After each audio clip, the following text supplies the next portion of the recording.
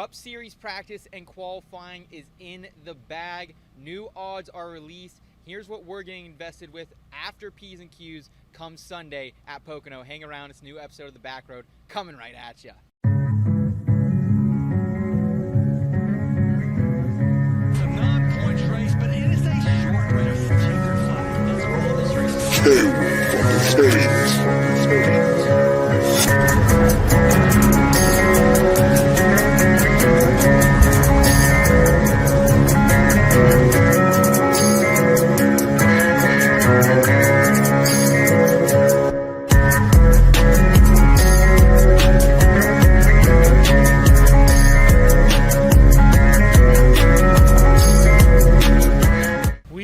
the eve of the Great American Getaway 400 from Pocono. The Cup Series is going to be upon us. They got out on the track today for practice and qualifying. Elliot Hicks and Seth Woolcock here live from the Pocono Raceway Saturday night. After we watched it all unfold, Denny Hamlin, your pole sitter, after an exciting day of P's and Q's. Yeah, man, shout out to our guy Denny Hamlin. We were on him 5-1 on the outright, -120 for a gainer of a top 5 ticket as well. And Denny Hamlin does what Denny Hamlin, does when it comes to Pocono Speedway. Coming off the missed race in Mexico City, newborn boy who he told us in the press conference today has been sleeping through the night for about 3 nights, so he's well rested coming into this one. And look, dude, it's Denny Hamlin's world, Elliot, and we're just kind of living in it right now in this next gen era. Yeah, no doubt about it. It makes both of us happy, I feel like, as well as anyone who tailed us with the Hamlin bets. Yeah. You had the top 5. I had him in a parlay. That Corey Heim didn't win the truck race, even though he had the best car. But in any case, it makes us feel better that we bet on him early, because now his outright all the way down to, I think the best we can find it is plus 350. Yeah, this is why you need to get invested with Denny Hamlin earlier in the week, and we talked about it, that this is a guy top 3 all time in average starting position at this Pocono track. Number 1 in the Cup Series as well in next gen average starting position. I believe it was 4.5 was the number there. So this is a guy who unloads quick here at the Tricky Triangle, and despite the crew chief change this year, they still caught it on lock, man, in that number 11 garage. Yeah, Denny Hamlin, he's been the king of Pocono for almost 20 years running now. 7 W's, and he'll be looking for an 8th on Sunday. And all the rest of the field is going to be chasing after him, including last year's winner, Ryan Blaney. We talked with him, as well as a few other drivers in the Cup Series garage, about how they kind of handle going around the Tricky Triangle. Yeah, I know a lot of guys are different of how they prepare. I've never really been one to do a bunch of sim work before ovals. Road courses I do a lot more. So I just honestly I go back and I look at SMT data from what it is from last year. Go watch the race, sit down with my group and just kind of see how were we last year. What are the similarities? What are the changes that we're going to unload with? And it's just kind of muscle memory. Yeah, that's kind of the best way I've found out how to prepare. This place has just kind of suited us. So the trickiest part, I would say, with the next gen car is turn 2 with how rough it's gotten.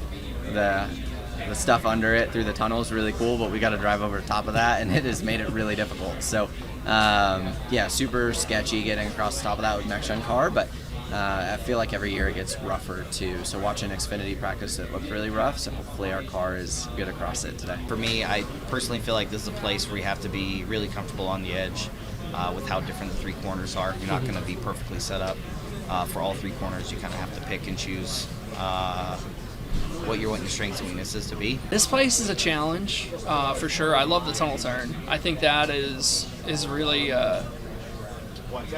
has a lot of value there. I mean, this place is definitely tough. It's super challenging. Just as a driver, your car's not going to drive very good in at least one of the corners. And it seems like every time we come here, the track is losing grip. The turn 2, the bumps get bigger and bigger. So this is a huge challenge for the drivers every time you come here. Then tomorrow it's going to be probably hotter than we've ran here in a long, long time. So yeah, it's always challenging when you come here, and tomorrow will certainly be no different. Man, the common theme from all those guys is that it really is the Tricky Triangle for a reason. And it was today for William Byron and a few other drivers. Byron, on his qualifying lap, ends up crashing his car. The 2014 needs to go to a backup, and they were working on that in the garage late into the evening here.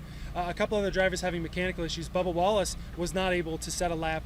There was a starter issue on the number 23. So both of them, they were the 2 fastest cars in practice, and they both will be coming from near the back tomorrow. Yeah, disappointing, man. And Bubba's team gave it everything they had. They tried to pop start the car like you do with an old manual, and just couldn't get it going there. And super disappointing after such a great practice session for that number 23 team. You guys know I'm very, very high on Bubba. Considered the outright at 30-1 pre-practice and qualifying. Did end up getting invested with him in a matchup, so not feeling so great that he's gonna have to come from the back. Issues with the starters, but if there's anyone who can do it, I do trust Bubba Wallace, who's made his way up through the pack many times so far this season, and William Byron, another guy who can slice and dice. So disappointing days, but there's still a part 2 to this story, I think, Elliot. Yeah, and there's a lot of good cars that are starting near the back. The Hendrick and Spire setups, I feel like they were more set up for race trim. Most of them, including Kyle Larson, starting in the mid-20s tomorrow. So there's a lot of fast cars that are moving their way up from the back. A couple of cars that have also had a lot of speed lately. Legacy Motor Club.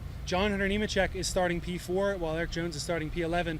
We talked with John Hunter Nemechek about the improvements that have been made recently over at Legacy Motor Club. That's completely different, for sure. A lot of great hires over the off-season. A lot of great personnel changes, processes, procedures. There's a lot of things that got implemented, and a lot of hard work as well. So we've definitely been able to make some progress from last year, for sure. I think we have more top 10s this year than Legacy has had in a whole during their team so far. So I don't know. It's been really fun to show up every weekend and kind of see where we stack up speed-wise and just continue to try and progress.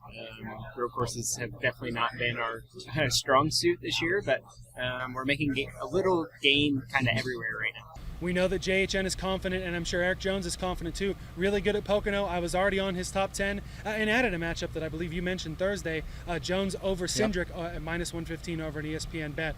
With how fast Legacy was in qualifying, I'm really feeling confident about that when you add that to Jones's race pace. And JHN, another guy you could look at with his odds even post the P&Q.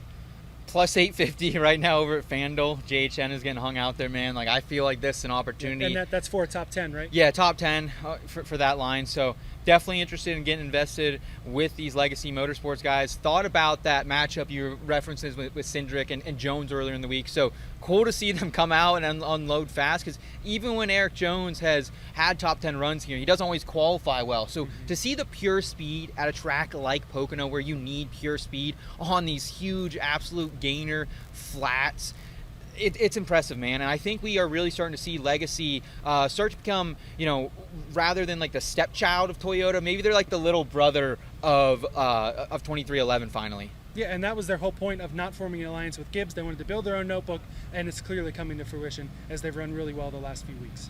Yeah, absolutely. I think you should be investing in both these guys in the prop market. If that Hendrick and Erik Jones line is still out there and somewhat bettable, I would consider going there as well. But yeah, overall, really, really impressive stuff for these Legacy guys. Jimmy Johnson got them working overtime down there in Charlotte. No doubt about it. Jones has the edge in the starting lineup over Hendrick, who's starting P19.